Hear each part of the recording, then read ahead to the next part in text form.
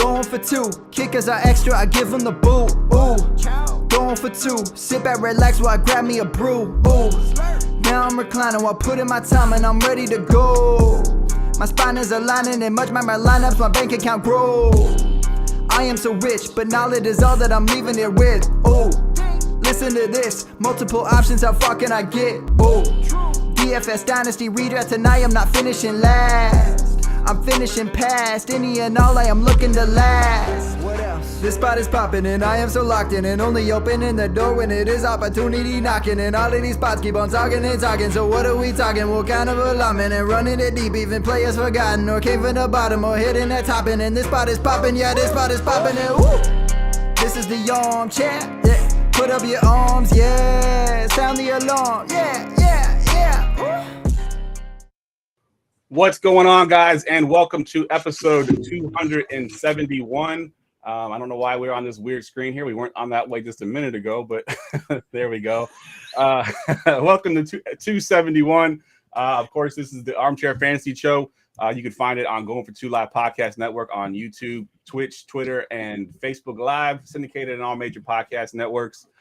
If you are on Twitter, Twitter's having a problem with their API, so we cannot see your comments if you're on Twitter. So go find us on YouTube and make sure to hit that subscribe button when you get there. Let's go ahead and introduce everybody here. Of course, my co-host here to my right, I guess left, depending on what kind of computer you're on. Ryan, what's up, man? Not much, man. Glad to be back after a little hiatus. Yeah, I had 2 weeks off, man. How was your vacation? Oh, dude, it was good from, parts I remember of it. It's great. Good food, a lot of beer. What else do you want? Yep, good stuff. Good stuff. Yeah, my vacation was also pretty good as well. All right, let's get to the panel here. So tonight we'll be doing a redraft mock draft, and I got 6 other people here with us to help us do that. We are actually missing somebody. I just realized Luke's not here, so we're gonna go ahead and introduce everybody else that is here.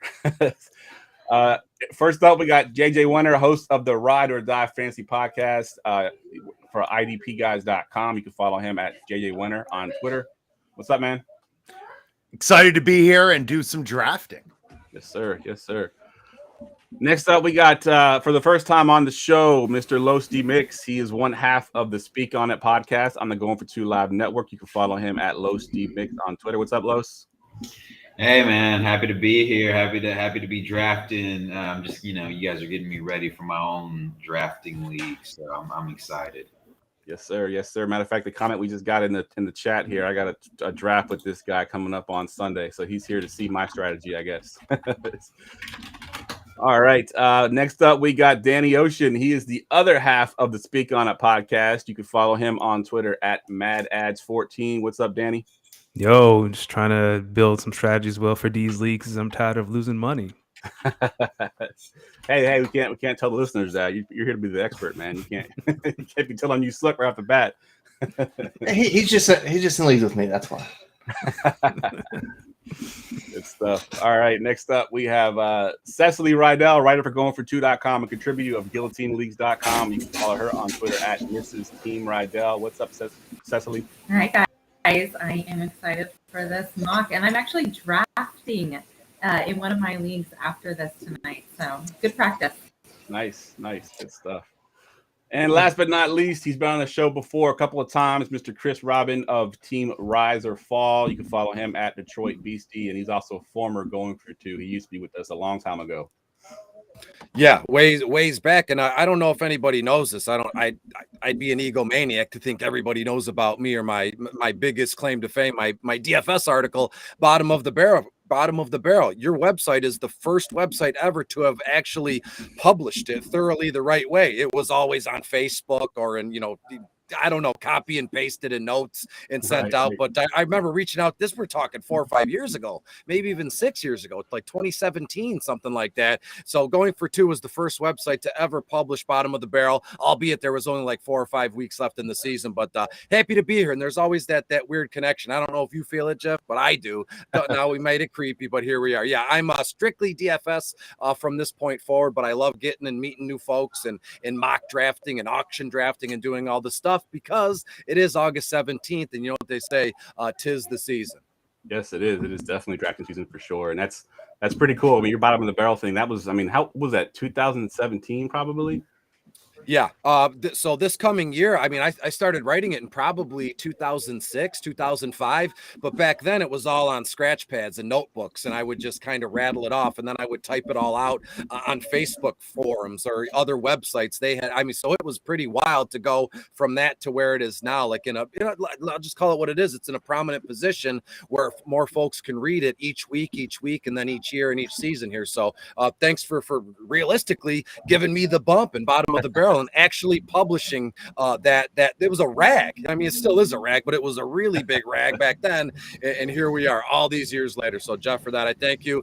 You'll always have a special place in my heart. I'll always do anything for you. So hopefully you know that. Awesome. Good stuff.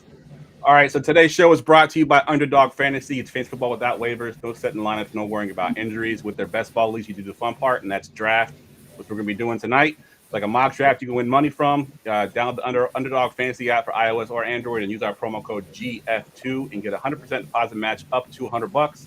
And then for as low as $3, you can join one of our Going for Two leagues or one of the other contests in the lobby, like the Best Ball Mania 3, which has a $2 million first place prize, up to 10 million prizes total. Again, all you do is get the app on iOS or Android. Use our promo code GF2 and get your deposit match up to $100. Let's go ahead and get into the format here. Attention, everyone. Let's mock draft. All right, so it's going to be a redraft, 1 QB PPR. So 1 QB, 2 running backs, 3 receivers, 1 tight end, 2 flex, no defense, and of course, no kickers, because we don't do kickers here at Going for Two. So we're going to go ahead and get this thing started off here. And JJ, you have the 101. So let's see what you got here. Man, I love the pressure of picking first. It really only comes down to 2 players, right? You're either going CMC or Jonathan Taylor with that first overall pick. So I'm going with Jonathan Taylor. Younger, healthier. I'm all in on JT this year. I like CMC.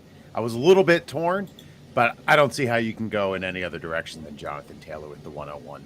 So I agree 100% there. I think that's probably the easiest pick of the night there at the 101.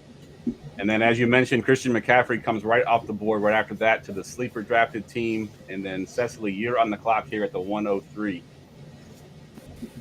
Well, because this is a PPR league, there's no question in my mind I'm going Austin Eckler right now. He had more receiving yards than anyone else. 20 total touchdowns, 12 rushing, and 8 receiving. So he's one of my favorites. I'm getting him all over the place in the first round. And for PPR, no question in my mind. Definitely. Great pick, and that's a great offense to be attached to for sure. Go ahead and hit that button there if you can on the sleeper app, and then we'll get to the next pick here. But yeah, I agree 100% with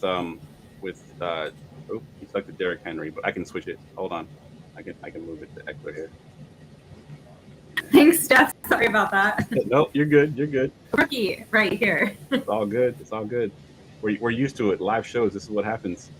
All right, so Austin Eckler goes 103. Cooper Kupp comes off the board at the 104.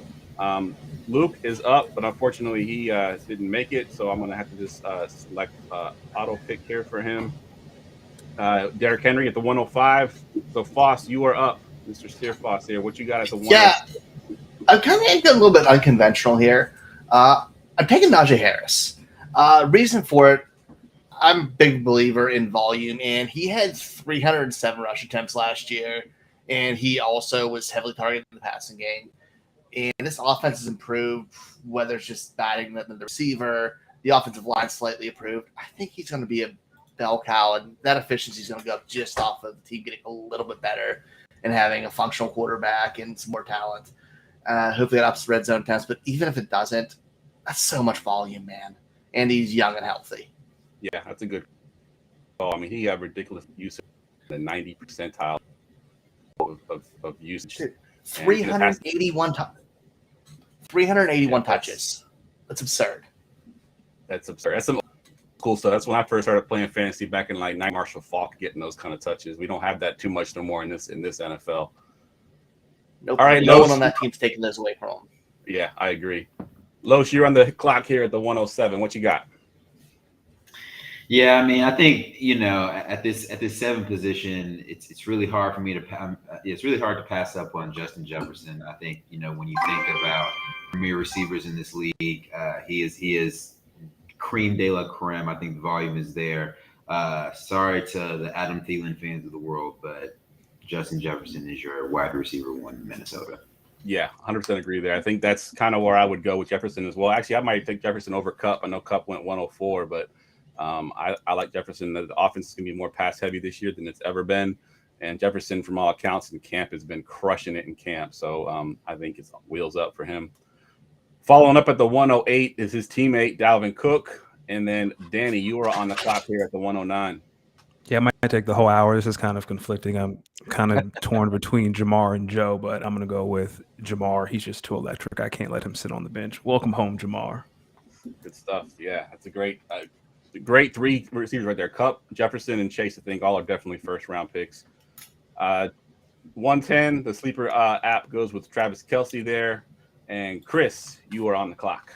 That flipping sleeper pick grabbed my guy, Travis Kelce. But that would I would never draft Kelce in the first round. That's just me. Don't want to open a can of worms on that one here. But looking in front of me, and everybody that's listening to this now or may listen to this tomorrow, Joe Mixon, Devontae Adams, DeAndre Swift, and Diggs, even Nick Chubb are here at my disposal. So I'm kind of torn. Is it do I have to go Joe Mixon, DeAndre Swift, or Devontae Adams? But if you look at the draft board here, boop, boop, and I'm back up again. I'm not at the turn per se, so I can't go back to back here. But this one, I think it's a no-brainer here. I'm going to cross my fingers and hope this guy makes it back to me. But the smart move here would be to take Devontae Adams, and which I'm going to do. So now I'm at the mercy of you, Jeff, and you're going for 2 account here. So let's see what you can do. No pressure, because I have a plan in place, and if it doesn't happen, I might have to split early.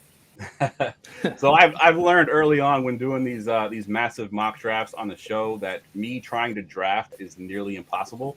So I set mine to auto, but my auto drafter went with Diggs and Tyreek Hill back to back at the 112 and the 201. So you are now back on the clock, Chris. So you took your boy Swift there. Give me your thoughts on Swift this year. Well, absolutely. That was my move. Get Adams. Hopefully your head's out in the clouds, and it was. You put Diggs and Tyreek Hill, and bam, I get to get DeAndre Swift. Now, as a Detroit guy, Detroit is in my name. I won't keep us here all night talking Lions football, but everything I've seen so far from Hard Knocks, I was in Allen Park yesterday, watching a few things. These players absolutely love these coaches, and it's vice versa, and that's something the Detroit Lions haven't had anywhere near the Silver Dome, Ford Field, anywhere in quite some time. And now the entire world gets to see Hard Knocks and what goes into when they walk down the hallways, when they go into the rooms to eat, and then boom, when they're on the field practicing here. So the Detroit Lions, are they coming up? Absolutely. Have I said that 25 years in a row? Absolutely. But one of these seasons, fingers crossed, it's going to happen. So right now, let's start it off with DeAndre Swift as let me double check this, in round 2, 2nd overall pick in round 2. Nice. Good stuff. Joe Mixon follows up there at the 203. And Danny, you're back on the clock at the 204. Yeah, the hope was I get Jamar, an elite pass catcher at 1, and then hopefully a running back will fall to me in the 2nd round. And I have a plethora. Alvin Kamara can't keep his hands to himself, so we're going to go with Nick Chubb because I know he's going to be playing week 1. Nick Chubb, that's a good pick there. Let me ask you real quick on Nick Chubb. Any worry that he doesn't get those PPR points? He finishes every year as a top 12 running back, but he's very TD dependent. Are you worried about the PPR upside not being there? A little bit, but it's a risk I'm willing to take. Yeah, Chubb's a beast. I love Nick Chubb, especially in Jeff, if I may say really quick, I just read an article probably about an hour before this that said that when it comes to Alvin Kamara, there looks like there's going to be no suspension this year. So he might play week one. There is literally nothing going on in the court system. And therefore, if nothing's going on in the court system, how could the NFL could say that? Well, you were arrested or were involved in it, but it all has to start with whatever county this knockout punch was or whatever he did. But as it stands at this moment in time, 9:47 p.m. Eastern time on August 17th, Alvin Kamara is a full go for week 1. I'd like to switch my pick. Yeah, they said the suspension might not be till 23. Yeah, they said 23 because they said that the court dates have now been pushed out to the middle of the season. So they typically don't suspend middle of the season. So So y'all sat there, However, let me talk about Alvin Kamara, and all y'all knew that he wouldn't be suspended, man. Y'all ain't. No, hold on, Danny. I got you. your back. I was having a few drunken conversations with a legal expert this weekend, Mr. Drew Davenport. And Name he's drop. of the belief that if they are out of the playoff chase, that he might start his suspension. He might opt into it at the end of this season so as not to affect next season. So I think you just made a wise decision, young man. Good stuff. Because that would be worse. Right? Like if you took the risk on Alvin Kamara, you want him to be out the beginning of the season, not at the end of the season when you're trying to make the playoffs. So that's definitely a good point there. All right, Yeah, right, but what if they're out of the playoff hunt and it starts in week 12 and the fantasy championships are done and over with already? And who knows? It's all murky, but all we know right now is he should be ready for week 1. Yeah, good stuff, guys. All right, the 205, the sleeper team takes Debo Samuel and Los. You are on the clock. You took Jefferson in the first round. Where are you going here in the second round? Yeah, I mean, after getting one of the premier pass catchers in the first round, I definitely wanted to double back and get a running back.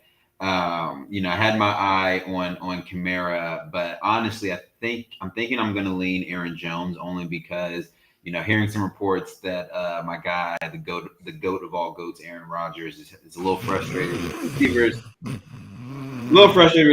Which, given that this is a young group of receivers, I have faith in Aaron Jones and actually A.J. Dillon getting more work in the passing game. So I'm going to go with Aaron Jones.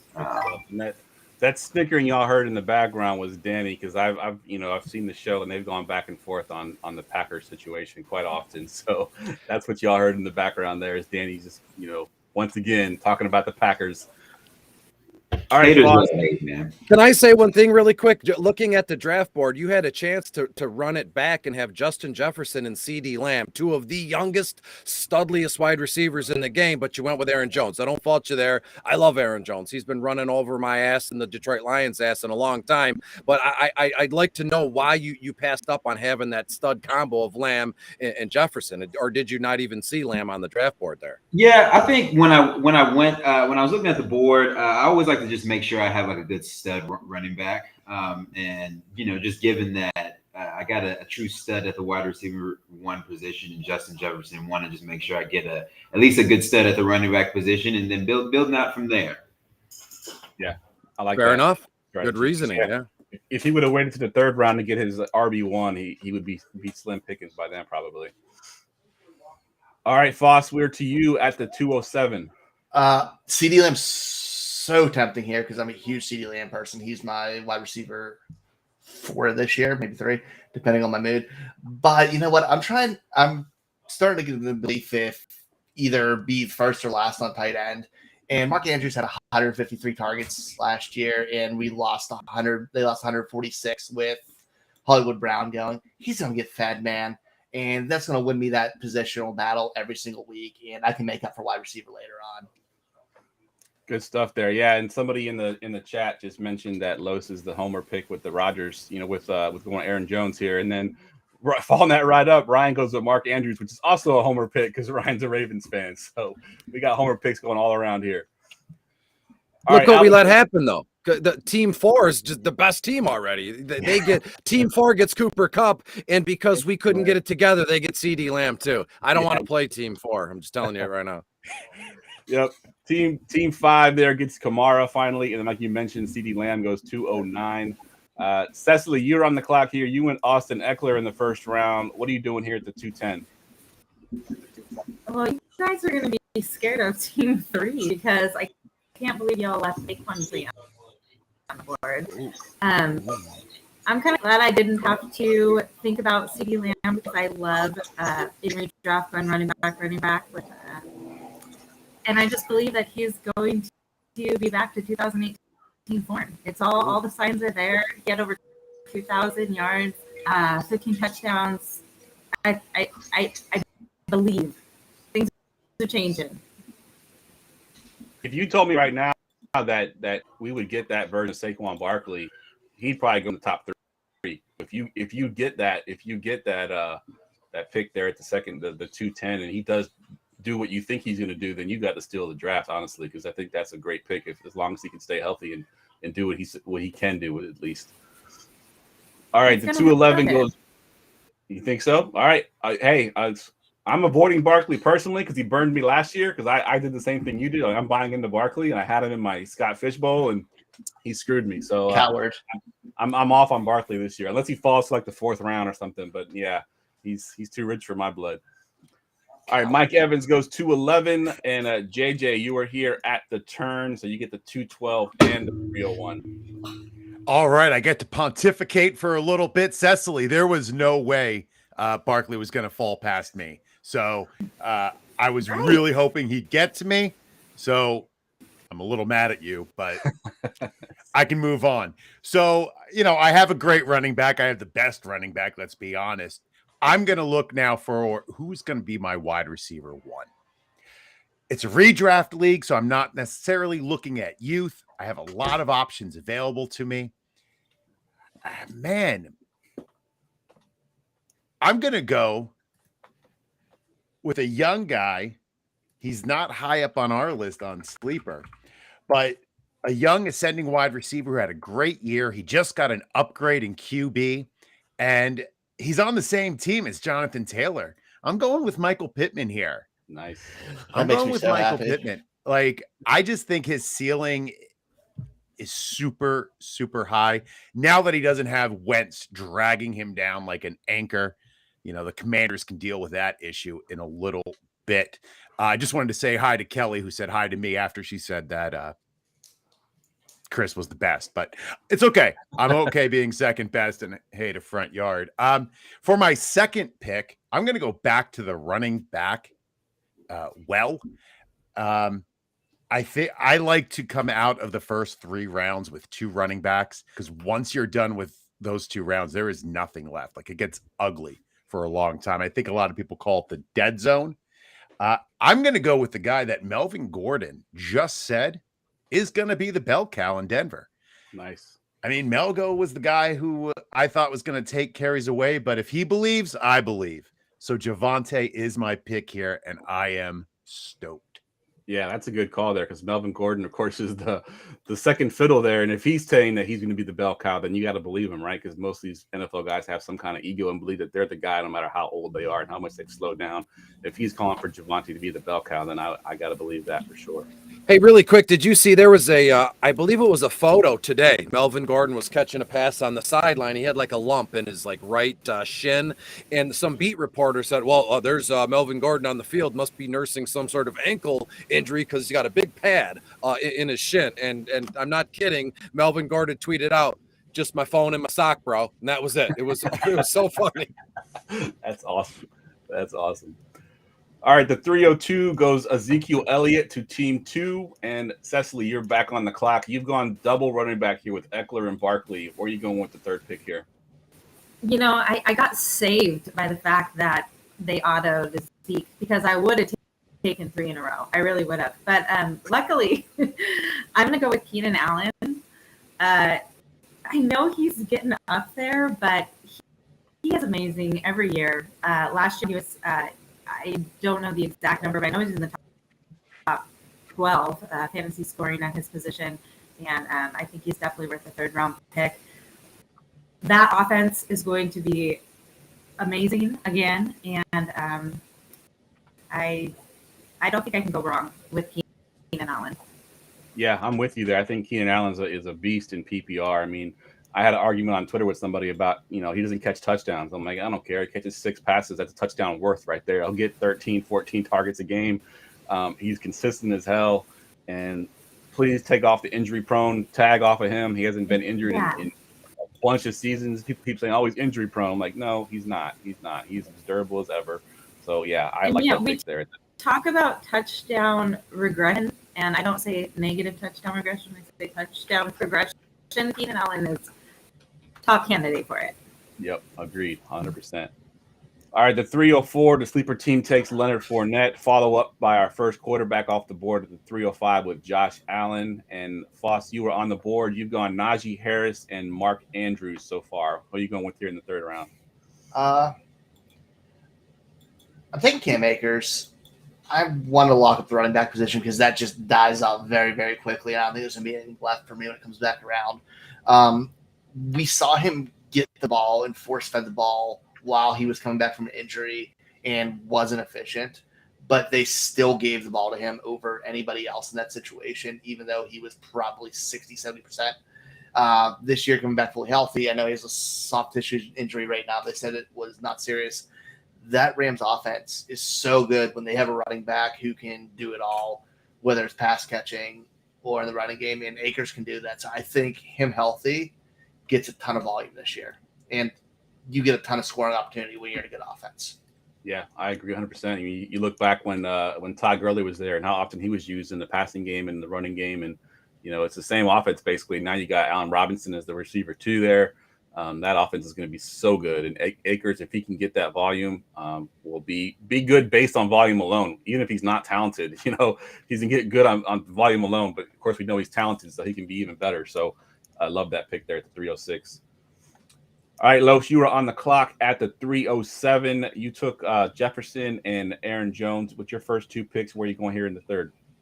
Yes, I'm sitting here and I'm looking. I definitely want to keep building on the skill positions, and definitely want to. I think I want to spend this round on the running back position. So I'm eyeing James Conner, but I'm gonna be honest with you. It's just something about the Arizona offense. I'm a little nervous about it. So I'm actually going to go with a guy who I don't know why I've been high on him in all my mock drafts, but Breece Hall. I think he's probably RB1 coming out of college, probably the most complete back. I think the situation that he's landed in with, Zach Wilson being a little hurt, there being a little bit of uncertainty at the quarterback position. I think Breece is going to have a strong bell cow-like role in an offense, and give me a late round. Give me an early flyer on Breece Hall being a sleeper, really good fantasy rookie. So I like that. I like that a lot there in the third round. So, he's going to be the number one option there. And, everyone's talking about Michael Carter taking away his passing game a little bit. Even if he does, I think there's still plenty of work to go around for those two guys to be relevant. And Breece Hall is a great pick there at the 307. Team 8 takes Patrick Mahomes at the 308. And Danny, you are on the board here. You've gone Jamar Chase and Nick Chubb. Where are you going here in the third round? Logic says take a running back, right? Like continue to build. I need a running back too. James Conner's right there. Don't overthink this, but my God. Hello, Kyle Pitts. I see you. You are a unicorn. I see you winking, and I am going to accept that. And you are welcome home with Jamar. Let's collect another elite pass catcher. Come on, Kyle. Nice. Good stuff. Yeah, that's a great pick, Kyle Pitts there. I think that you talk about, touchdown progression as Cecily pointed out earlier. He had one touchdown last year. I think that goes up this year. I think he's bound to get more touchdowns than that. So you add to what he had last year, and he's a top 3 tight end. What's up, Ryan? He just made that pick feel so sexy. Yeah. Yeah.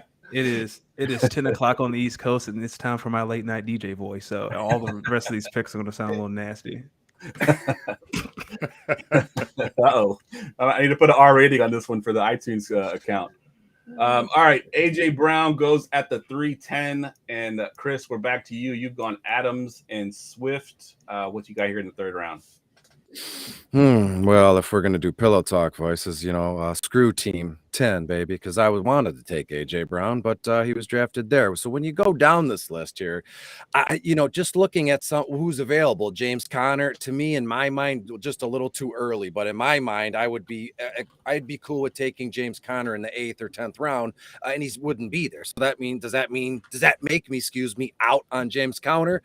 Probably. We look at Higgins, Kittle, Demon, nothing really flashy or sexy there until we get to Justin Herbert and that long flowing lock of hair. We saw him just absolutely annihilate Dallas, and I know they're just shared camp practices, nothing crazy, but I'm telling you now, Justin Herbert is a stone cold stud. He's going to get it done 10 ways to Sunday, if that's the saying, and this kid is going to be in the game for a long time. And I don't know, I'll ask all of you so I could quit talking. Is this kid, I already have an answer here, but Justin Herbert at this moment in time, is he already a superstar? Is he on the fast track to superstardom, or is he just going to kind of, just float away? So you got choice A, B, or C, and I'll leave it up to all of you. Super First, make the playoffs. What was that, Danny? He's definitely a superstar. Yeah. Sorry, I'm trying to facilitate us not talking over each other here. So, JJ, you go first here. I think Justin Herbert's an absolute stud. That team is fantastic. I know they're over under. It's like 10.5 games. I think they're going to smash that over and win that division. I love the Chargers this year, and Justin Herbert is their leader. Yeah, and Danny, you wanted to chime in there? I just need to see him to make the playoffs. My brother-in-law is a Chargers fan, and every year we get to the stage, and it's like, yep, let's hit the button on the Chargers, and then they're the Chargers. So I need them to finish strong. The Chargers are going to charge her. Anybody else want to chime in on Justin Herbert, superstar? Star. Well, Justin Herbert's going to throw a buttload of touchdowns. Keenan Allen. Yeah. I have him with over 5,000 yards this year. My projections. He's a superstar. I can see it. All right. Yeah, last let me. pick. Oh, Go my ahead, bad. go ahead. I was just talking. Yeah, I have Herbert around 4,800 yards. You're looking at around 35 to 38 touchdowns. And again, this is all written in pen and paper, because that's what I do. But yeah, you're looking at almost 40 touchdown passes in comparison to only 10 or 11 interceptions here. And then 3, 4, 5, maybe even on the ground here. So you're looking at a true breakout. I mean, it's already happened. Herbs is a stone cold stud to me already, but this year is going to be like, holy smokes, it happened, right? Everything that we were promised, right? Like it's the Lord of the Rings here. Everything that we were promised from this kid, Justin Herbert, has happened and will continue to happen for a long time coming. So I am all in on Herbert, if you're not already kind of aware of it after that whole feel. Let me ask you this real quick, Chris. If Josh Allen and Patrick Mahomes were also on the board at this point, are you still going Herbert here, or are you taking those two guys over Herbert?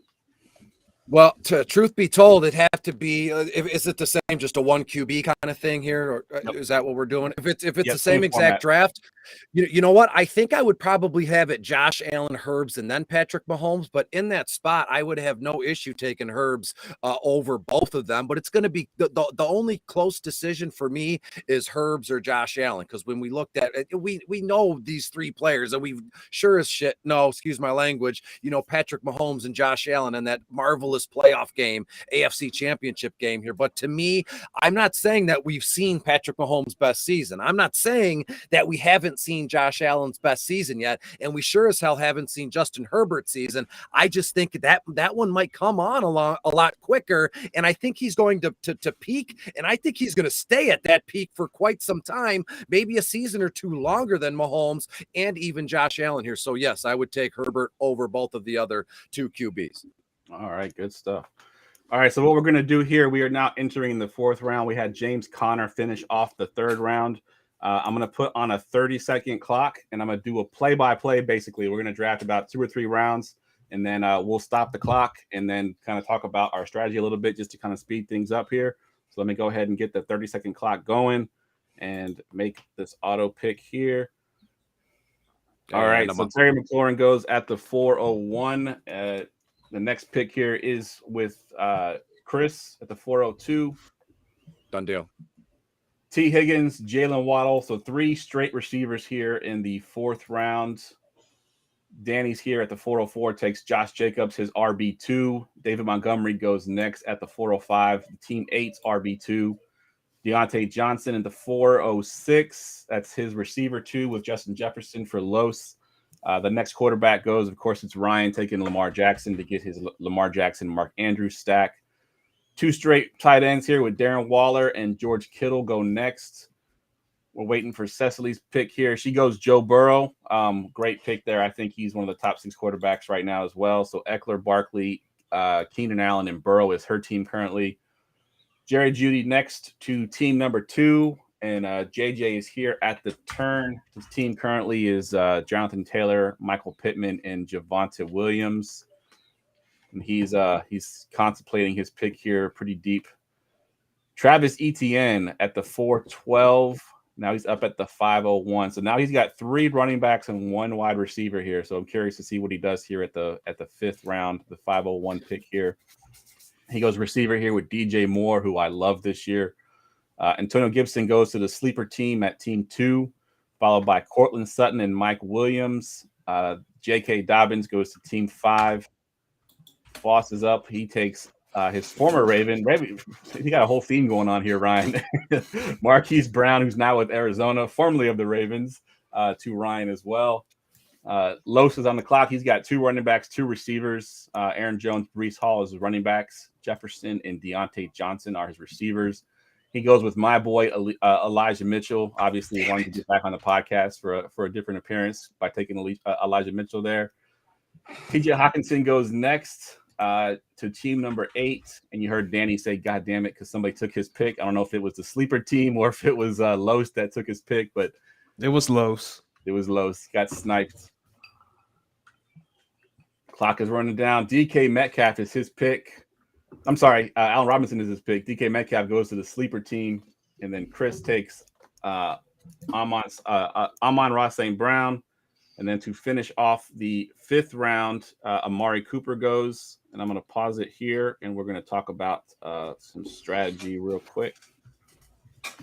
All right, so let's start right there at the top, JJ. So you currently have you have Jonathan Taylor, Javonte Williams, Travis Etienne are your running backs. Michael Pittman, DJ Moore are your receivers. How do you feel about your draft so far? And is this kind of how you envisioned being the number 1 overall pick, how your draft was going to go?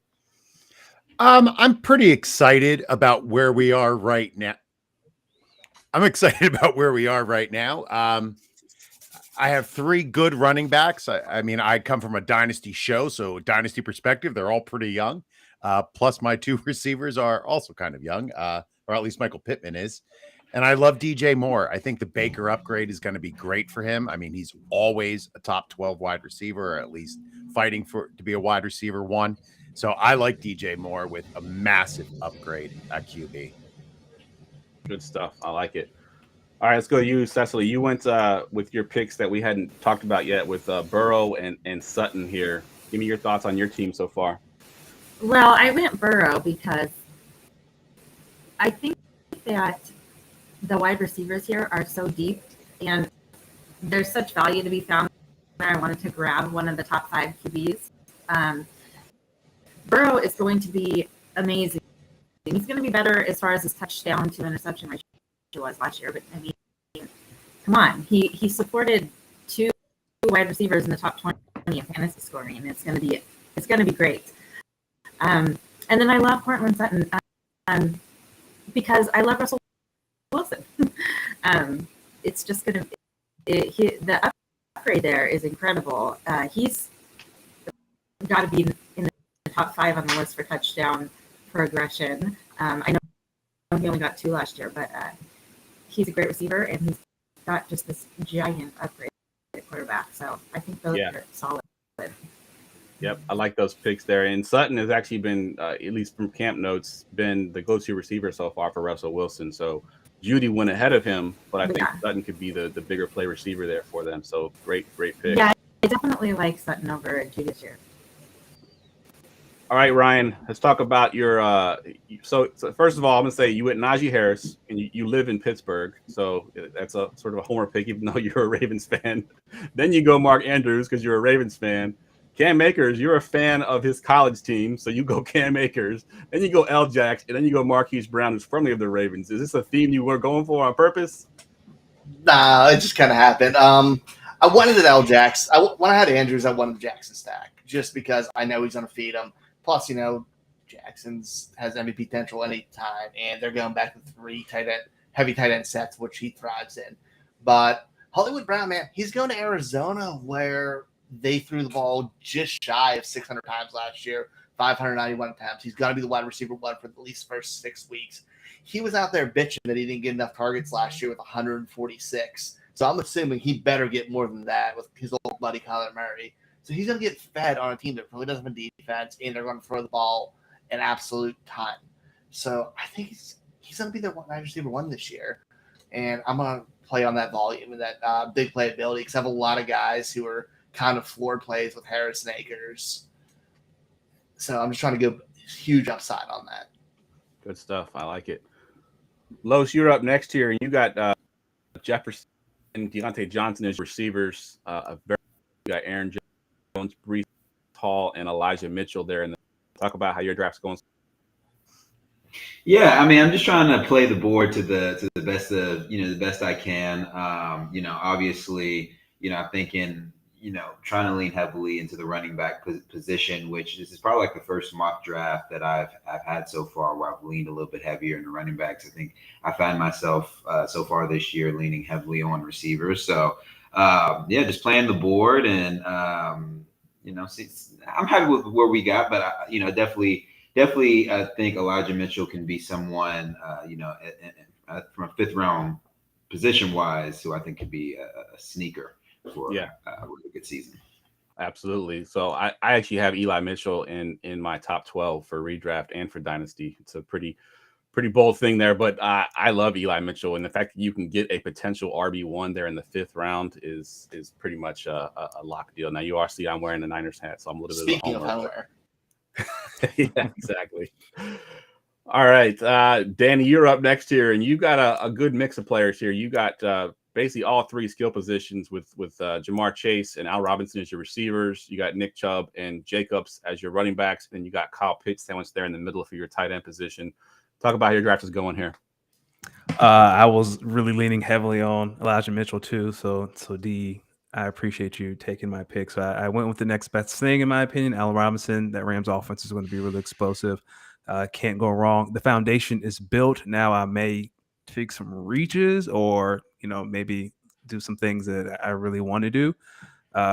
This is actually one of the best mock drafts I've ever had. So I don't know if that's good or bad. So this is so far so good. Good stuff. And Chris, you got two homer picks here with Swift and then Amon-Ra St. Brown. You got Herbert, of course. You talked about him, and then you also rounded out your receivers here with Devontae Adams and T. Higgins. How do you think your draft's going so far? It's good. I mean, I can't believe I don't think I've ever said this in my life, and I've been playing fantasy football since like 1995. I've been sniped more times by Team 10 and Team 4 than I even thought possible. People that aren't even there are taking the players. But the pick that kind of threw me for a loop there, and that's why I had to pivot to Amon-Ra, is I wanted Allen Robinson. I didn't think he'd make it. I thought he'd make it all the way there. To me, he's kind of stuffed down unless you open the purely wide receiver tab. And yeah, there he is. But Allen Robinson was my pick there. I've had A-Rob on a dynasty team since the day he walked into the NFL. And last season, he toiled away in Chicago. We all know the story. And now, fast forward, he looks unbelievably outstanding with Stafford throwing sidearm passes, no-lookers, whatever you want to do it. Allen Robinson is going to be an absolute monster in LA.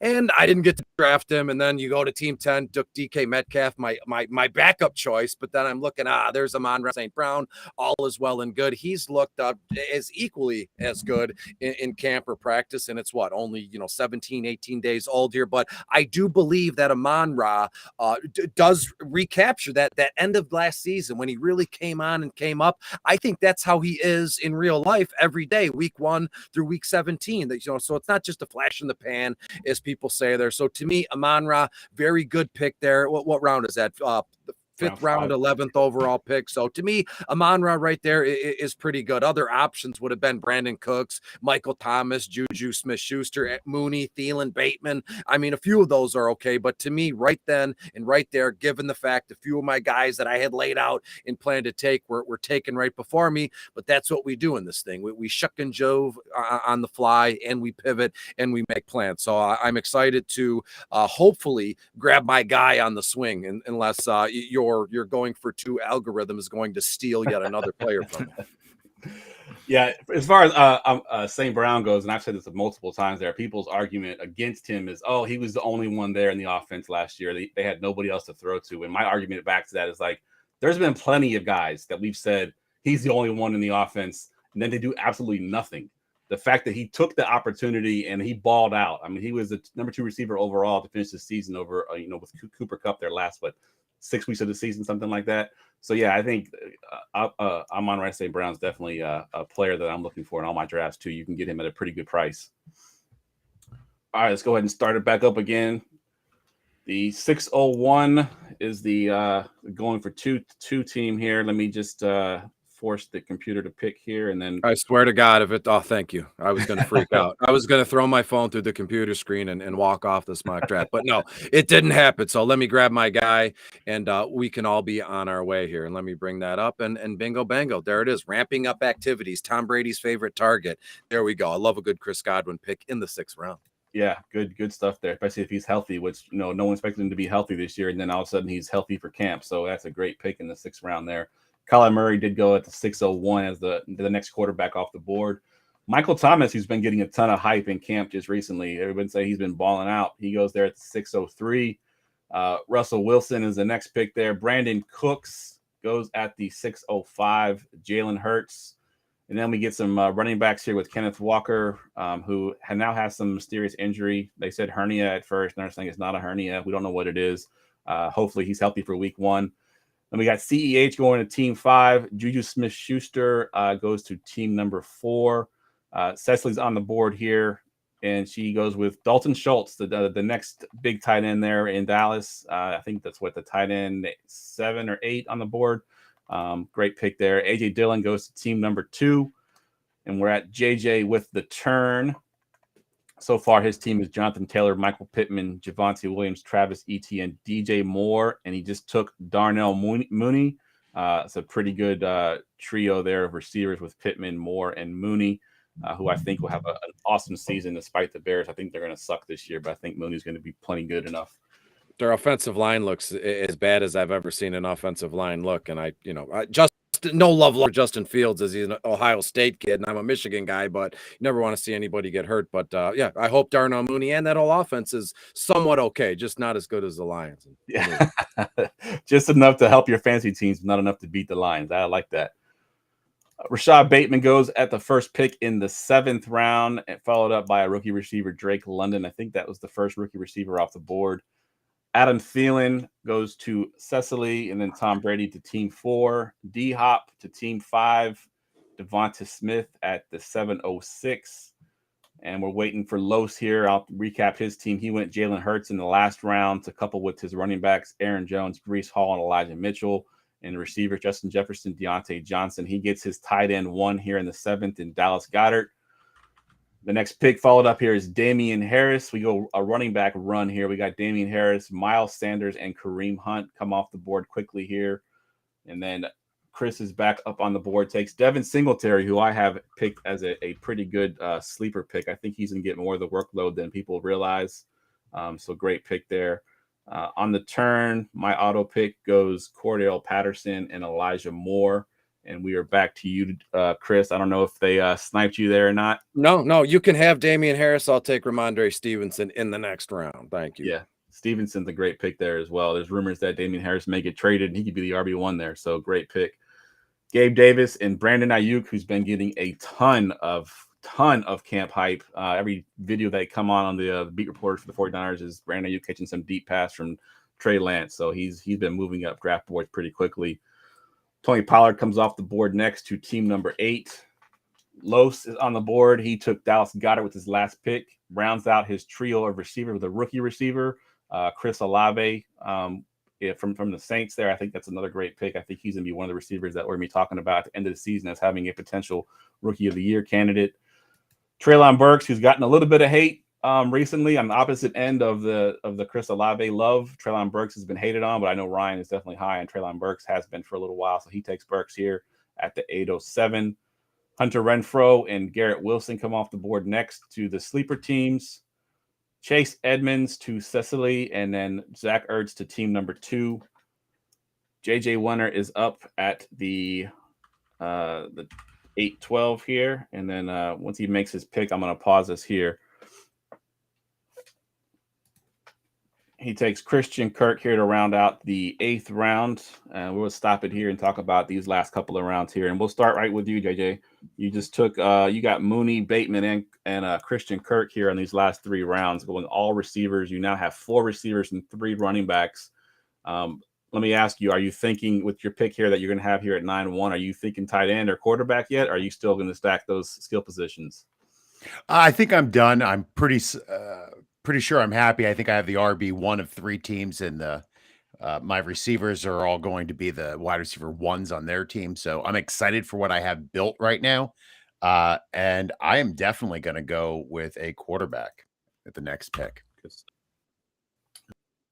Cecily, you're the last three picks were Dalton Schultz, Thielen, and Chase Edmonds there. And my question to you is Edmonds, are you worried at all about their 50,000 running backs that they have in the backfield? Do you think Edmonds gets the most of the workload there? Well, let me plug a Going for Two article right now that just came out. It was the best value picks in the AFC East. And if you read that, it makes a good argument for Chase Edmonds. I wrote it. But I was going to ask you, who wrote that article? Especially in PPR. He was great last year when he was healthy. Raheem Mostert, I just don't think there's anything really to worry about out there. And he, with a weak passer, a reputed weak passer, like Tua, I think he's going to be depending on the pass catching back more than the average team would be. And Edmonds is the pass catching back there. So I really like his value here. I almost have regret right now that I took Thielen instead of Hunter Renfrow. Now, I love Thielen. I had him on my team last year. He got 10 touchdowns. So I'm hoping for the same, but that was one of those picks where it was like, should I die? Anyway, there's my picks. All right, good stuff. We'll go to you, Foss. You finally broke out of your homerism here. You took Ken Walker, Devonta Smith, Treylon Burks, two guys that have some question marks with Ken Walker and Burks. Walker has the injury concern that we don't know what it is, and then of course Burks has been getting some camp heat because he's not performing the way they think that he should be performing. What are your thoughts on those two guys? You're on mute, Ryan. I thought I hit unmute. I have fat fingers. So I took Ken Walker. I'm a little hesitant with his injury, but the way they said it doesn't sound serious. And I already have two really good running backs. So if he has to sit for a couple weeks, he has to sit for a couple weeks. But Rashad Penny's health is always in question. And if he gets the lead role there, we know Pete Carroll just runs guys in the ground. So I'm willing to take the chance of the volume there. And Treylon Burks is kind of like, it's just him adjusting and becoming a pro. We've seen this time after time. And him being in that preseason game, having question marks, that's also missing a play where he was butt naked down the seam. And he could have scored immediately, and we'd had a completely different view. Like, he's not really competing with much. There's old Bobby Trees who may or may not be healthy, and a bunch of Jags. Like, it's his job to lose.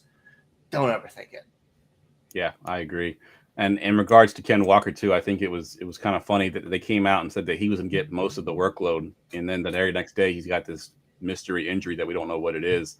So I'm curious if the Seahawks are just kind of playing it safe there and knowing that he's going to carry the workload for the season and just kind of keeping him safe. So hopefully he's ready for week one. I think he's going to be a monster when he finally gets his chance. All right, Los, we're going to you next. You got Jalen Hurts, Dallas Goedert stack, and then you took Chris Olave there in the 8th round. Give me your thoughts here on your draft so far. Yeah, so I think I was finally ready to address two positional needs at the quarterback and tight end positions, and so knowing that Jalen Hurts had some flexibility in his game as both a passer and a runner, I wanted to utilize that. Then when I was looking at the available tight ends, honestly, I think people are a little bit lower on Dallas Goedert than I think they should be. I think he's when you start thinking about tight ends and pass catchers, Dallas Goedert is a pretty good pass catcher. So I think he can be a serviceable tight end, and the stack with him and Jalen, was just trying to just double up there. And then Chris Olave, just because I'm starting to get into more dynasty leagues, I'm trying to do this thing where I just want to try to draft young rookie wide receivers and hope that one pans out. So Chris Olave is my guy. I've been drafting him a lot in mock drafts. So glad I was able to draft. Yeah, I love Chris Olave. He was probably the best route runner in this draft class this year. I think his separation was elite. So I think he's going to be good there for the Saints. All right, Danny, we're going to you, and you got Russell Wilson, Miles Sanders, who's your homer pick, and then Brandon Ayuk there at the 8th round pick there. Tell me what your thoughts are on these guys. Yeah, so Russell Wilson, before he hurt his finger last year, was on fire. So a healthy Russell Wilson is a good Russell Wilson. Try not to overthink it. Miles Sanders, the Eagles led the league in rushing last year. I know they're going to try to get away from that, have Jalen pass the ball more, but Miles Sanders is RB1, what that means in Philadelphia. If you count Jalen as a running back, he's RB1, but it's Miles Sanders by position. What about that T-shirt? Which what one? about that the T-shirt that Sirianni was wearing about give the ball to Gainwell? Just saying. Yeah. When the coach wearing that, when the coach wears that shirt, I'm defend your boy. Nick, hey, as long as he keeps taking us to the playoffs, I don't care what he wears.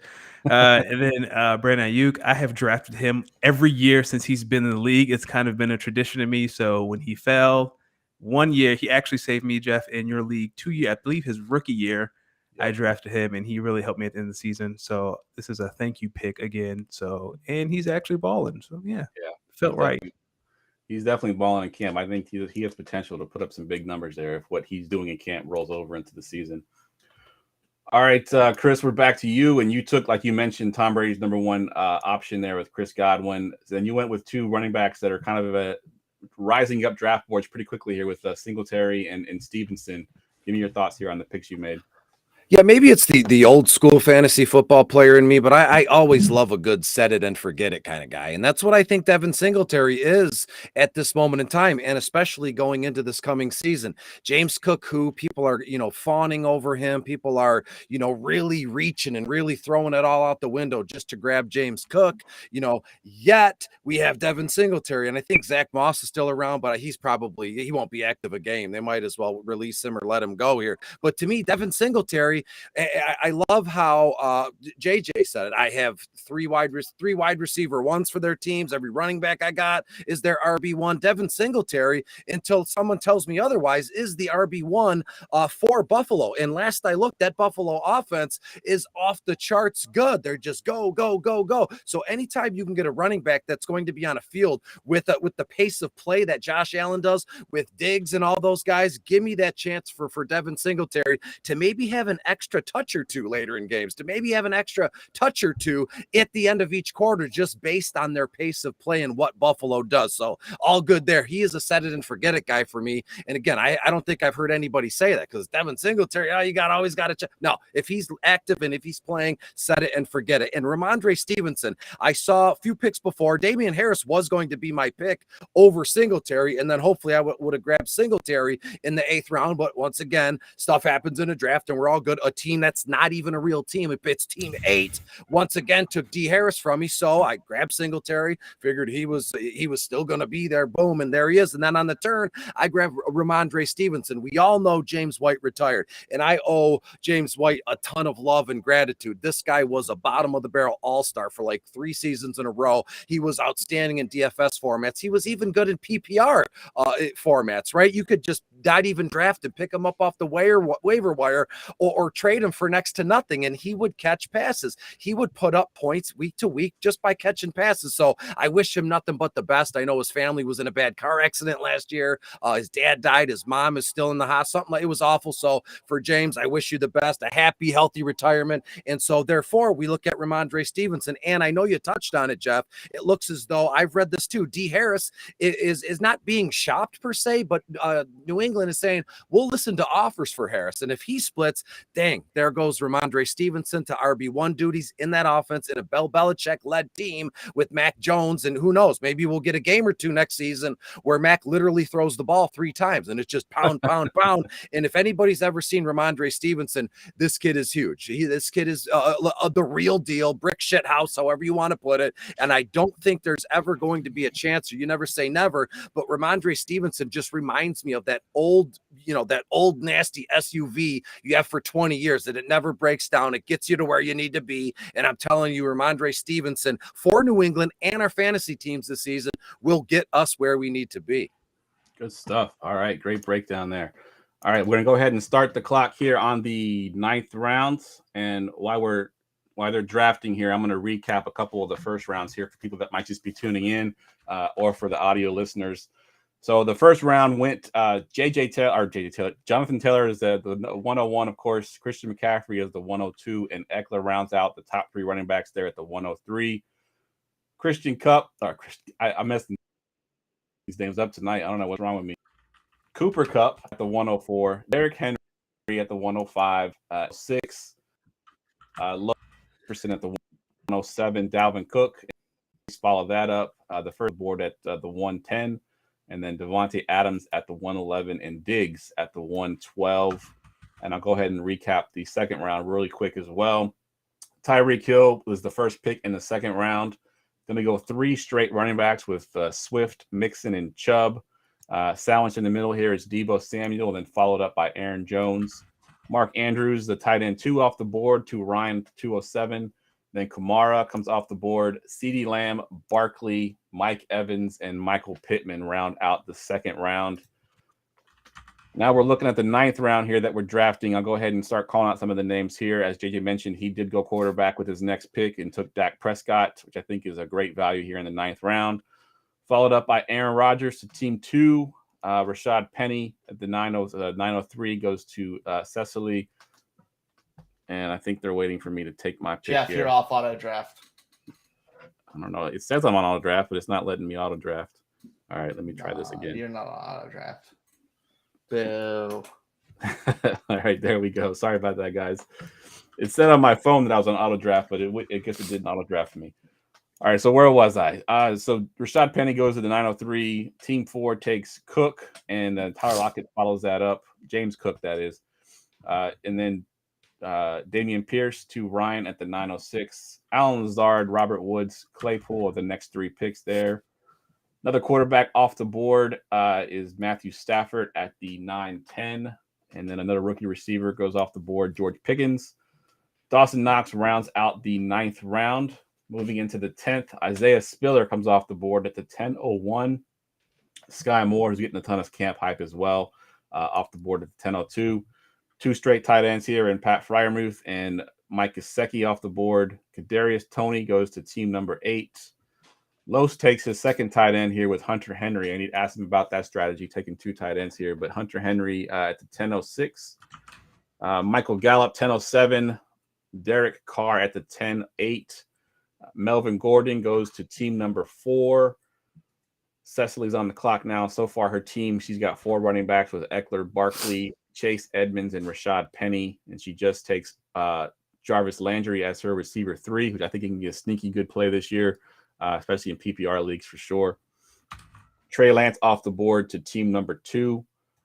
And then JJ is on the clock here at the 10-12. His team currently, he loaded up on receivers and running backs. Jonathan Taylor, Javonte Williams, Travis Etienne are his running backs. Michael Pittman, DJ Moore, Darnell Mooney, Rashad Bateman, Christian Kirk. He got his quarterback, Dak Prescott, in the last round and takes Cole Comet here at the 10-12. So great pick there. I think he's rounding out really nicely. I love Cole Komet. I think Cole Komet's going to have a huge season. He's kind of like Kyle Pitts in the sense that if he had caught a few touchdowns, we'd be talking about him in a different light because he caught 0 touchdowns last year. Naeem Hines there at the 11-1, and then James Robinson at the 11-02. Tyler Algier at the 11-03. Russell Gage 11-04. Team 5 takes Michael Carter, the other half of that Jets backfield. A guy that I like and Ryan has been talking about a little bit more, I think, as well. Jacoby Myers in PPR leagues should be really good player here for good value at the 11-06. Christian Watson, the 11-07, homer pick there for Los. Tyler Boyd, 11-08. And then Agumbawale, I'm sorry, no, that's Alberto, goes at the 11-09. Alex Madison at the 11-10. Chris is on the board here at the 11-11. He doesn't have his tight end yet. I want to be curious if he's going tight end here. He's got, six receivers, 3 running backs, and a quarterback. Is he going to punt tight end one more round? Nope, he does punt it one more round. He goes with Darrell Henderson.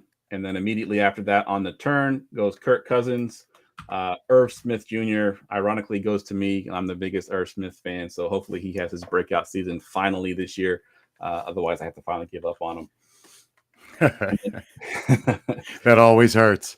Yes, it does. I've been pumping this guy up since his rookie season. I actually had Irv Smith ranked over Hawkinson and Fant that year, and so far it hasn't really worked out too well for me. But hopefully this is the season that it goes. That's called a bad process. And Jeff, by the way, I'm not punting tight end. I drafted Dawson Knox a few rounds ago, didn't I? I don't see Dawson Knox on your team. I see Knox on my team. Oh, that's where it was taken from me. I get it now. All right.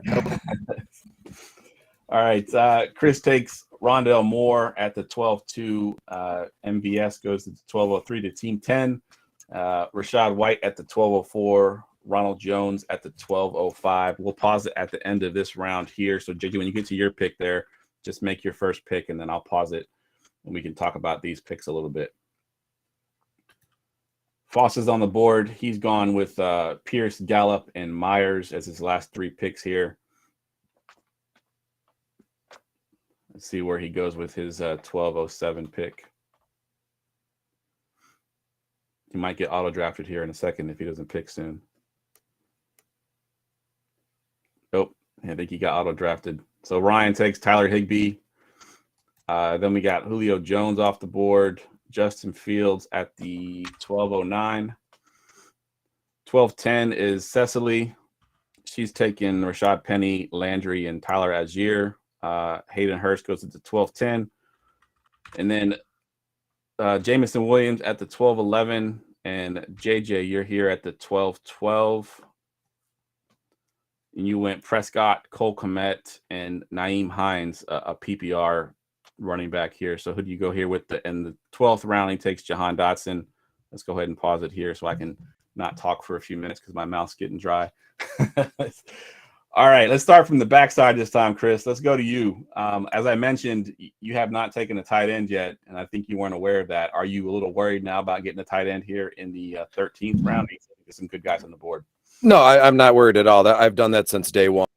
Even in DFS formats too, which I talk about in length. And yeah, there's a ton of good tight ends left. I mean, when you look down the board, I'd be happy with Robert Tonyan, in the 8th, 9th, 10th round. I'm good there. We don't know what to expect from him in Green Bay, but I will say we know the Green Bay Packers line up in two tight end sets a lot inside the red zone, meaning Tonyan could get his fair share. Will he score over 10 touchdowns like he did a few seasons ago? We know he blew up his leg. It's that stinks. Never want that to happen. But we look at the other selections here, Darrell Henderson, Rondale Moore, even the rookies, George Pickens, Skye Moore, and then Rondale Moore, three young kids that are as fast as lightning. And as it stands right now, the upside, it's untapped here. So give me those guys all day. I'm not going to go into the camp stories with Pickens or Skye Moore. It looked like it was a drone in space. They're like, we spy Skye Moore running out of the backfield. Like, it's all good. It's just like the second day of practice. Let's chill out a little bit. So to me, Darrell Henderson was the only iffy pick here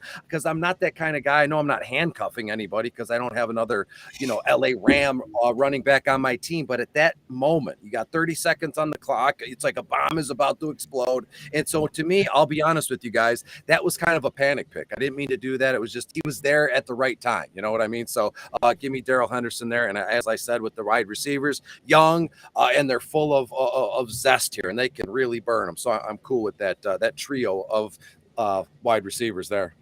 Yeah, and I like the Ronda Moore pick. I've been getting him late in a lot of my drafts as well. I think he's going to fill that Christian Kirk role from last year, and I think he's going to get peppered with targets, and he's got the athletic ability to do something with it.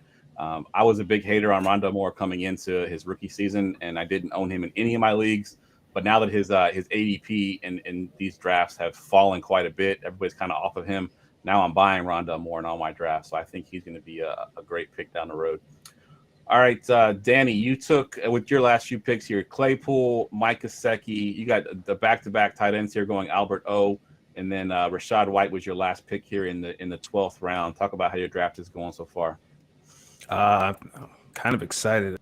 Chase Claypool's a playmaker. Just Mike Gesicki, again, just not an elite tight end, but he's good enough. He's going to get his targets. Albert O, I was reading that he and Russell have, a connection. They're bonding on the field, even though he didn't get any targets in this preseason game. I've been getting Albert O late in mock drafts. I don't know, just a feeling. Could be right, could be wrong. Rachaad White was also a panic pick. I wanted MVS, and then he was picked before me by Team 10. So I just went with the best available running back, or one of the best available running backs. Yeah, I like the Rachaad White pick. Actually, I do think that he can fill a good pass catching role there for the Bucks, as long as he can get the pass blocking down. I think he'll be good there for the Bucks as a rookie. And we're going to you next, Los. Alan Lazard there. The basically our one there with the got Hunter Henry, and you go with the other receiver just in case Lazard isn't the wide receiver 1, receiver 2 there as well, Christian Watson, and then you got Tua Tagovailoa there in the 12th round. Talk about your last few picks.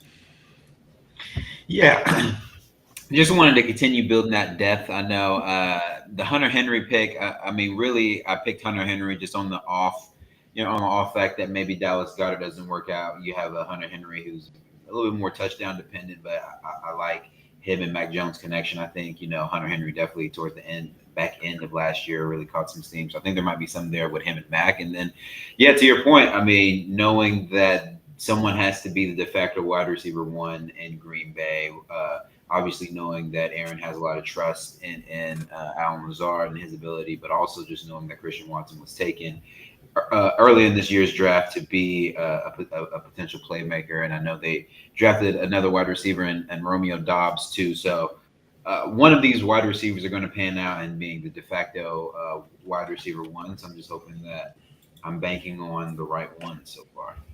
Good stuff. All right, Ryan, let's go to you. Your last few picks here. You went with Damian Pierce, running back from Houston, Michael Gallup, who's going to miss at least the first week, if not more. Jacoby Myers, I mentioned, sort of a PPR guy, and then Tyler Higbee there in the 12th. Talk about your draft. My internet crashed, and my phone was on Wi-Fi, so Tyler Higbee was an auto pick. I was a little bit pissed because I wanted Jahan Dotson there. So awesome for you, JJ. Damian Pierce, they're talking about him starting to get that RB1 role there. He averaged 6 carry in preseason game. We always need kind of have that potential because he's just behind Marlon Mack. So I'm banking on the upside there. I have enough receivers where I can wait on Gallup to come back. And once he does, he's a wide receiver 2 on a team that passes the ball 600 times last year. Jacoby Myers is just a floor play to protect myself. And because I know he's going to get 120, 130 targets. Like I said, Higbee was not what I wanted. And Gator, shush. All right, let's go to Cecily. Your last few picks here. You went with Rashad Penny, Jarvis Landry. I think it's a great value pick there in the 10th.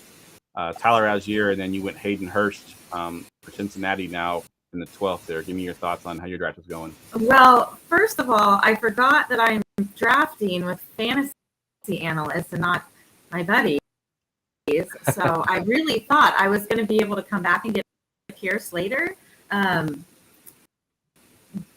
So I told you I'd get you. I wanted both of them.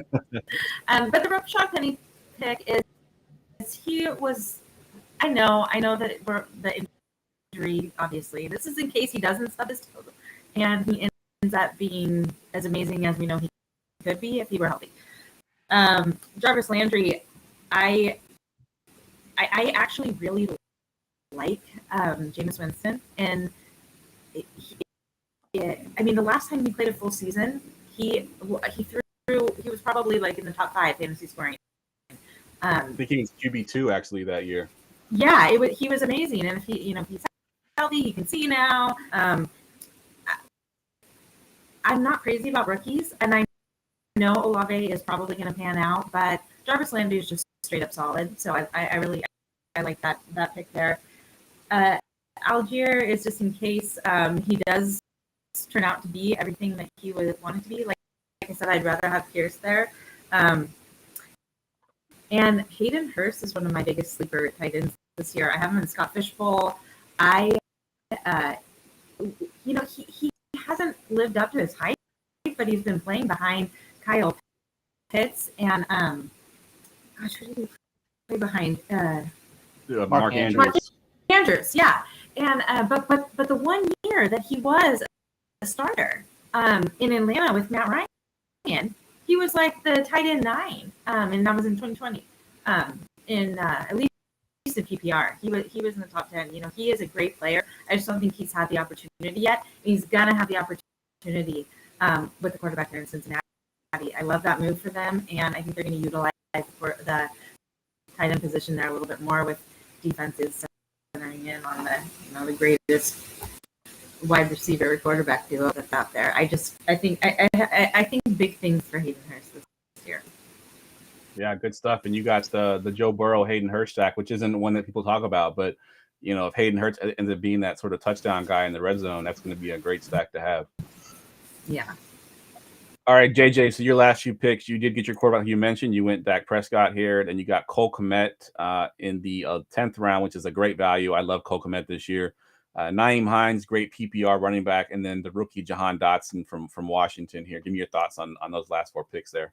I love Dak Prescott. I mean, he's going to top 5, top 6 offense this year. He's the quarterback, and he's going to be running more. His leg is completely healed, a year off that nasty ankle injury. So I'm excited to be able to get him where I did. Cole Komet, like you said, is one of my favorite tight ends this year. He's one of the guys at the back end of the first, early second, tight end 2, who I think actually can almost get into the top 5. Nyheim Hines has standalone value, and he's a backup to my first overall pick, JT. Anything happens to JT, I have Nyheim as well. Nice. And Jahan Dotson, I generally avoid rookies, and I generally hate my drafts, and I love this draft. I really like my draft so far. So Dotson is a luxury pick. If he hits, I think he's going to play really, really well. So I'm happy to get him in the end of the 12th.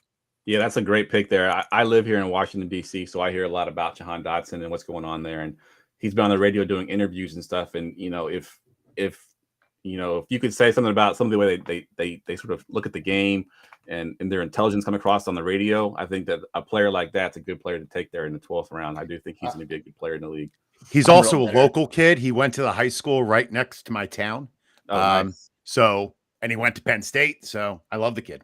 Nice. Ryan, what are you going to say about him? I said I'm real bitter that I got auto-picked and didn't get him. I am not. I'm legit bitter, and this isn't even a real draft. All right, let's go ahead and start off. We're going to go ahead and finish the mock off here. We got 3 more rounds to go, so let's speed mock these last couple of rounds here. We'll go ahead and hit the clock. And JJ at the first, the 1301 goes with Evan Ingram, followed up by Kenny Gainwell, who Ryan mentioned earlier had the coach was wearing his shirt, give the ball to Gainwell. So if he ends up getting the ball as much as people think he might, 1302 is a great value pick there. Cecily goes with Jalen Tolbert, the rookie there in Dallas. J.D. McKissick and Marlon Mack, the next 2 running backs off the board. Alec Pierce goes to Foss, the rookie receiver there for the Colts. So I think he can have a pretty good season.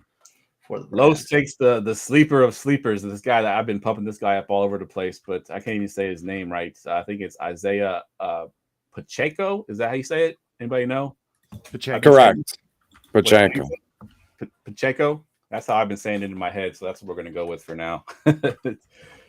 Deshaun Watson comes off the board to team number 8. McCole Hardman, Jameis Winston, the next couple picks there. Chris is on the board here at the 13-11. And so far, he's got a bunch of running backs. He doesn't have a tight end yet. So is he going to go tight end here? I know he mentioned taking Tanyan. I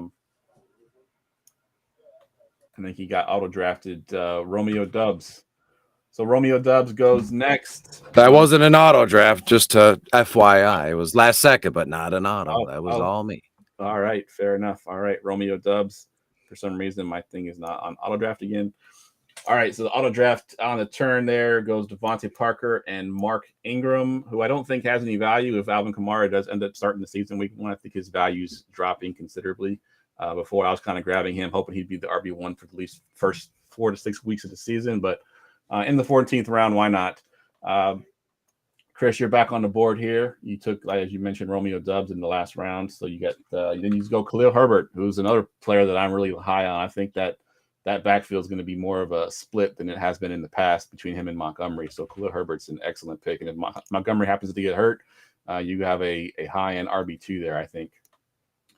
Raheem Mostert at the 1403. Trevor Lawrence, it's Danny's QB2 here, taken late after getting Russell Wilson earlier. I think that's a great second QB to have.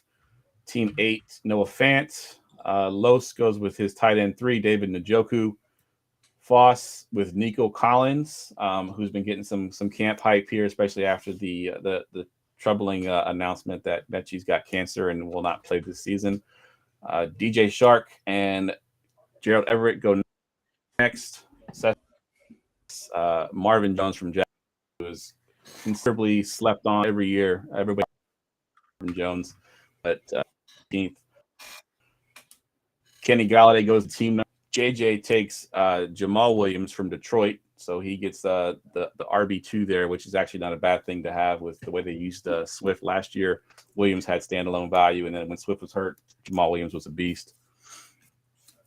We are now in the last round, 15th round. Mac Jones to JJ. Odell Beckham followed up at team number 2. Cecily goes Brian Robinson, who I think could potentially sort of push Gibson for some of those first team snaps. And we got Darrell Williams from Arizona, Austin Hooper from Tennessee, I think is a sleeper tight end. I'd be taking him in the late rounds all the time.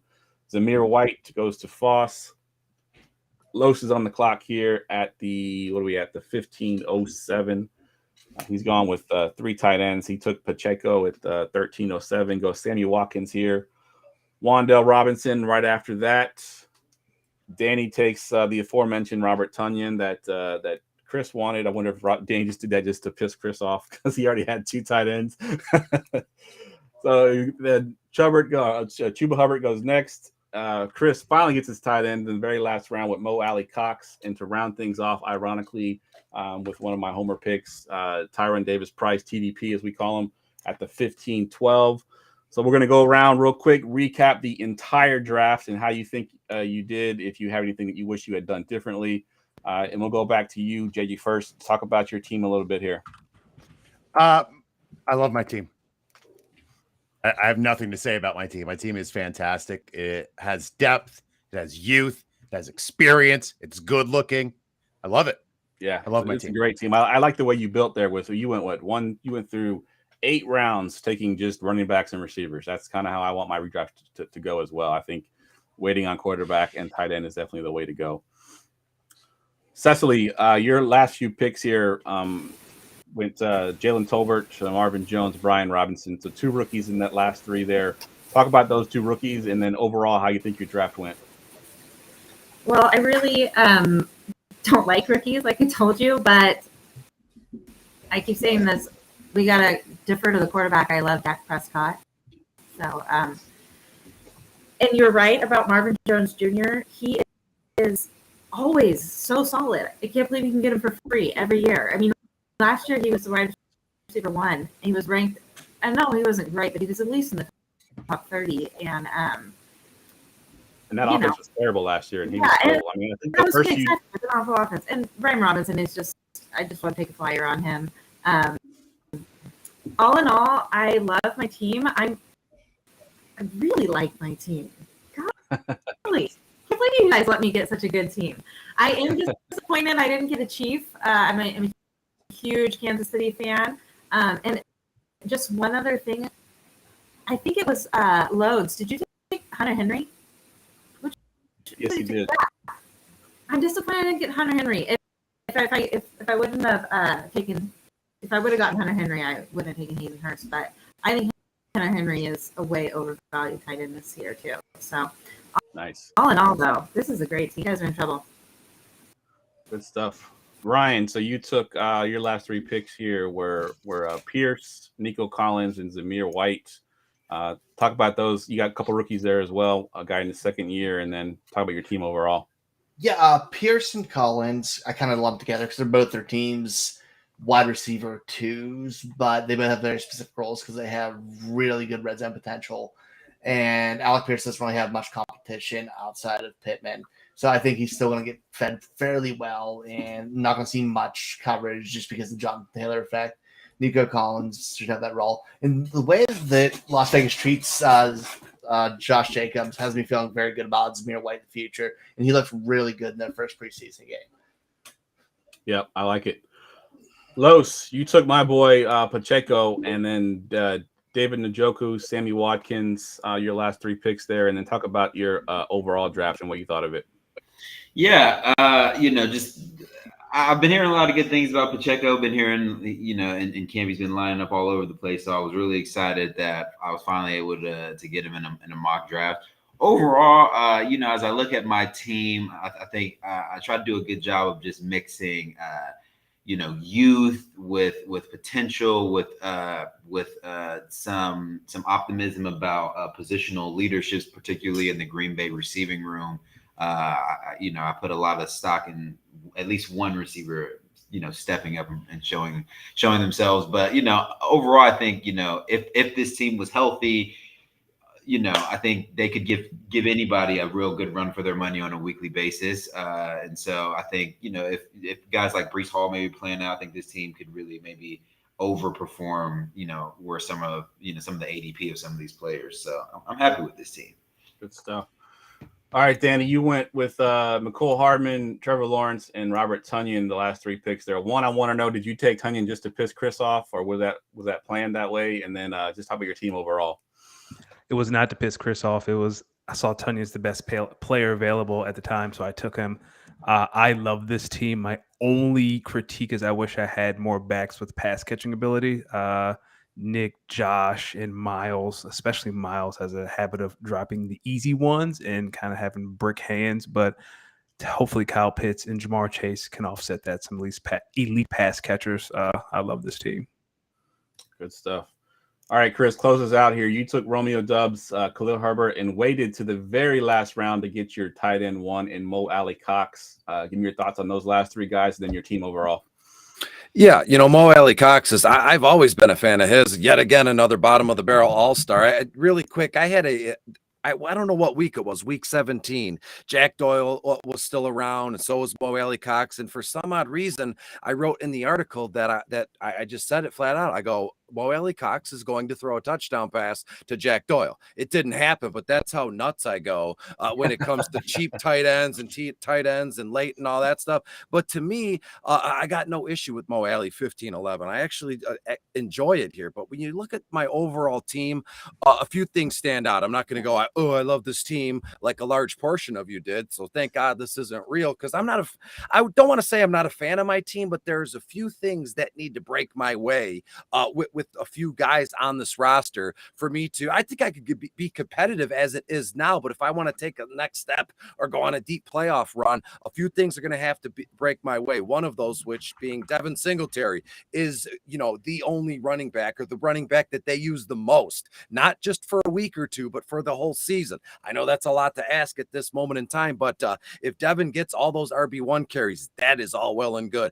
Chris Godwin, hopefully this will be a quick payoff here. If he's back at week 1, that's already paid off. Check it off the list, and bam, we're moving. When we look at Ramondre Stevenson, even if Dee Harris is still a running back there, he'll play well. If Harris gets traded, then boom, that's what I need to break my way for Ramondre Stevenson to really kind of, how can I say this, to really make his worth meant here for my team. And then when you look at George Pickens, Skye Moore, those two guys, we all need stuff to break our way when it comes to these two guys. But as it stands right now, George Pickens in Pittsburgh looks like he's the real deal. Again, it's been 2 or 3 weeks, but hey, why not take a little crapshoot, throw a dart in the 9th round in a mock draft that doesn't count, and see what we get. And same thing with Skye Moore. We've seen some things so far in camp where I hate to say this, because again, Tyreek Hill is in Miami and there's only one Tyreek Hill, but in an odd way, I feel like Kansas City is trying to force. I hope they're not forcing, but I feel like they want to use Skye Moore in the same kind of packages as Tyreek Hill, because this last week in practice, last week as well, we saw Skye Moore, lined up in the backfield, taking a few running back reps, getting tosses out in the flat, wheel routes, all that stuff, all that gadgety stuff that Tyreek Hill usually and normally took, boom, right to the house here. So again, I'm a fan of my team. I like the idea as a gambling man. Actually, I love this team as just a fantasy football player. I do enjoy it, but a few things need to break my way, and I've set it up in the best possible way that if and when they do, this team's a monster. Yeah, I love it. Great breakdown of your team there. All right, that wraps the podcast up, guys. We went a little bit long, but I kind of expected it with a mock draft being a full mock draft here. But Let's go around the room really quick. Give us your Twitter handle one more time, and if you want to plug anything, article, podcast, whatever. We'll start with you first, Cecily. I'm Cecily at Mrs. Tier. Please go check my best value fantasy series that I wrapped up today. I'm playing in a guillotine league, getting the full effect. So head over to guillotine league, one of those as well. All right. I'm not sure what happened. We had Cecily all good, but this last little bit, you were kind of breaking up a little bit. But so you can follow her at Mrs. Team Rydell. She just put out an article on goingfor2.com just recently. Go check that out. And she's also contributed for guillotineleagues.com. So if you don't play in Guillotine League, make sure you go do that. A lot of fun. All right, Danny, what you got, man? Sorry, my mic is muted. Follow me on the Bird app, MadAds14. Also follow, well, Dee's going to do all the plugging for the show, but I will do it too because both of us are here. Speak on an _pod, Bird app, Instagram. Catch us Tuesday nights, 7-ish, Going for 2 Live Network. We have a lot of fun. Good stuff. Los. Yeah, follow me on Instagram, Twitter at LosDmix. That's LOSDEEMIX. As Danny said, make sure y'all follow the pod. Speak on it _pod on Instagram and Twitter. We're having fun on Tuesday nights, man. Right now, we're previewing all the different divisions as we track for week 1. So shout out to all the love and support. Yeah, good stuff. And if you haven't checked their show out, guys, it's awesome. It's the only show on the Going for 2 Live Network that's not a fantasy only show. But you know, since there's no one else on the podcast that's on the Going for 2 Live Network, I can say this is probably my favorite show on the network. I check it out whenever I can. Unfortunately, it's 7 p.m., which is like a bad time for me, but I catch them on the replay. It's a great show, guys. If you haven't checked it out, definitely do that. Speak on it on the Going for 2 Live Network. Chris. Yes, I am Chris at Detroit Beastie on Twitter here. And again, I'm all into DFS. That's my move now. I made the switch 100% DFS with a little bit of sports betting here. As it stands right now, I'm doing a daily video and a daily article, and I'm making daily graphics for all the baseball slates. And that's still, we're not even halfway home here, 162 games. But as soon as football starts coming around, you can expect that article, bottom of the barrel. You can expect single game videos. And I forgot to mention, I also do college football DFS videos every Saturday morning, or if I feel like it, I'll get it out and put it up Friday. So it's all DFS all the time. Couldn't be happier. And thanks for having me. Definitely awesome. And last but not least, JJ. Hey, thanks, Jeff, for having me on. I'm at JJ Wenner, pretty simple on Twitter. I'm not on all the other socials because I'm old AF. Yeah, so Rider Dynasty is my podcast. We actually just are going to a new home with IDP guys. Just signed with them, so I'm excited for the opportunity. Going to help them with their online content, coach them up a little bit, and learn what I can from a great group of guys. Good stuff. All right. Ryan, what you got going on? Basically the usual. Find me on Twitter at Fox534. Find me here every Wednesday night on the Armchair Fantasy Show. Find me over at the Rookie Big Board. We have the Dynasty Big Board podcast that comes out Wednesday mornings. Good stuff. All right, guys. As always, you can follow me at Jeff Lambert77 on Twitter. Make sure you're checking out the Going for 2 Live Network on YouTube. We're going to have a ton of in-season shows. We have a show, at least one show, every day of the week during the season. And on Saturdays, we got a triple header on Saturday. We got a double header on Friday, a double header on Tuesday. So we have tons of content for this in season. So we got you covered every way. DFS, fantasy, we got everything. So definitely check it out. Going for 2 Live on YouTube, and make sure you hit that subscribe button. Helps us out a lot. Usually I give everybody's name when I sign out here, but there's too many of you all to call everybody out. So for everybody on the panel, thanks again for coming on. And I'm Jeff, and Ryan will both we'll see y'all next week. Peace.